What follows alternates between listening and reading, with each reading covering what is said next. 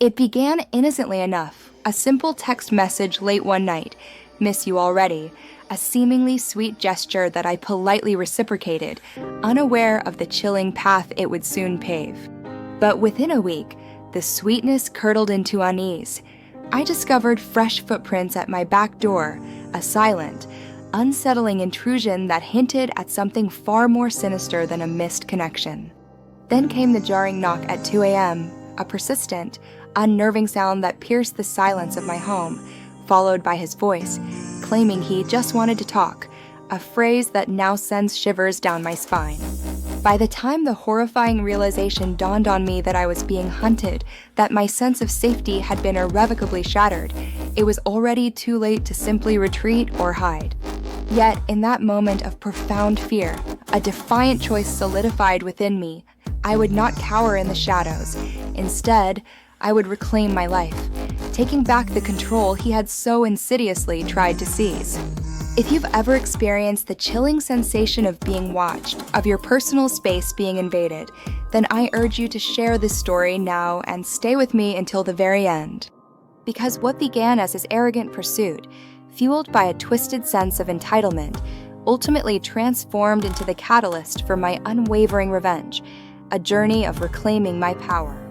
My name is Emma, and I first encountered Jake during our college years.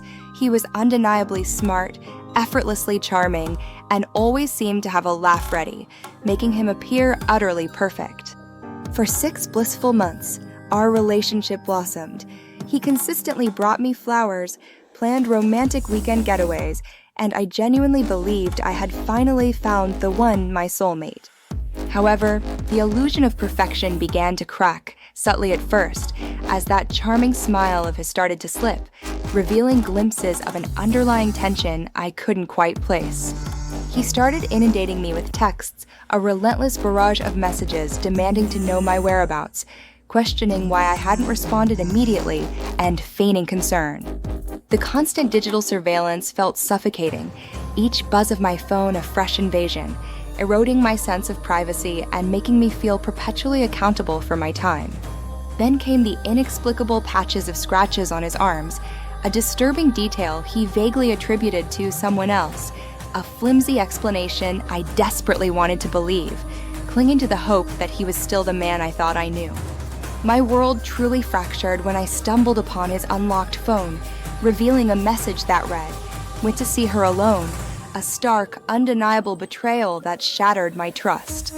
He panicked, stammering, "It's nothing," but the truth was undeniable. It was everything, a clear indication that the man I loved was not who he pretended to be, and my heart sank with the weight of it. The digital intrusions escalated. He began commenting on my social media posts almost instantly, demonstrating an unnerving awareness of my activities and locations, even when I hadn't explicitly shared them. He would accidentally show up at my favorite coffee shop or the gym, always with a plausible excuse, but the frequency and precision of these encounters felt less like coincidence and more like calculated surveillance. One Sunday morning, I awoke to a chilling sight. Muddy footprints pressed into the snow outside my sliding door, a stark reminder that my home was no longer a sanctuary. My dog's frantic barking at 4 a.m., a sound that usually signaled a harmless squirrel, now filled me with dread, confirming my deepest fears that someone was lurking just beyond my walls. Then, my phone buzzed with his message, "Can't sleep. Outside your gate." He was there, a physical presence confirming the digital stalking, and for the very first time, I truly understood fear. The most unsettling part was his demeanor. He acted as if I should be perfectly fine with his nocturnal vigil, rationalizing his actions with a twisted logic. "I care about you. That's why I'm here," he'd say, his words designed to sound like love, but they felt like a suffocating cage, tightening around me with each passing day. It felt like love, a warped, possessive version of it, but deep down, a chilling voice whispered the truth. It wasn't love at all. It was control, pure and simple. The intrusions grew bolder. He started showing up at my workplace, claiming he was just in the area, making my professional life feel as compromised as my personal one. He even began questioning my friends about my activities, subtly trying to gather information, turning my social circle into an unwitting network of surveillance.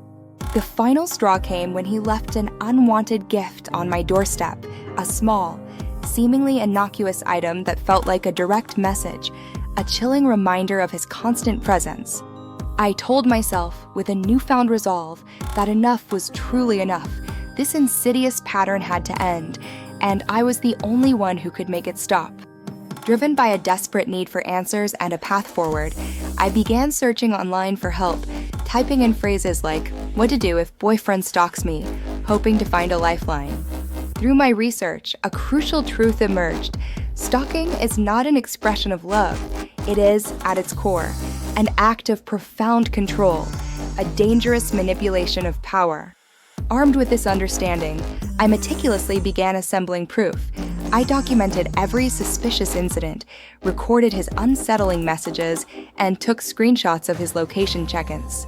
I knew I couldn't afford to be another statistic, another victim whose story ended in tragedy. I had to fight, and evidence was my most potent weapon. My first step was to secure my physical space. I locked my doors even in the middle of the day, a small but significant act of defiance against his constant threat. Next, I installed a discreet, affordable security camera outside my home, a silent sentinel designed to capture any further intrusions, providing undeniable visual proof. I then sent a carefully worded message to his closest friends, a clear warning. If he shows up at my door again, I will file charges, hoping to leverage their influence. When I informed him that I had changed the locks, he merely laughed, a dismissive, arrogant sound that only fueled my determination to see my plan through. But I knew his laughter wouldn't last. The final, decisive move was meticulously planned and rapidly approaching, a strategic culmination of all my efforts. The confrontation arrived when I least expected it, a chilling echo of past events. He appeared at my door again, knocking persistently in the dead of night. This time, however, I didn't answer. I remained silent, hidden, allowing the evidence to speak for itself, knowing that my carefully laid trap was about to spring.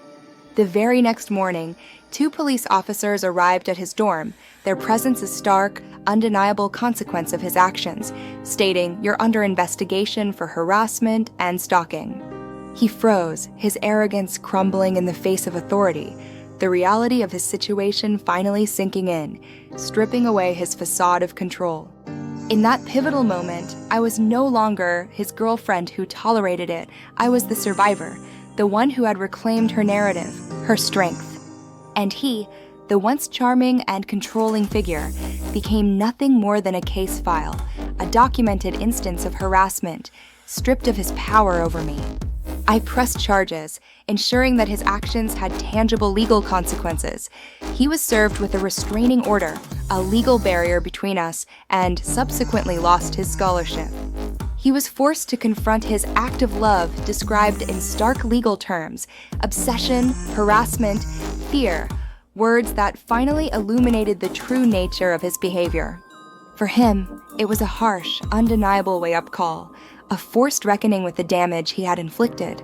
But for me, it was the sweet taste of freedom, hard-won and deeply cherished. The legal process was arduous, filled with court dates and testimonies, but each step was a reaffirmation of my resolve, a testament to my journey of recovery.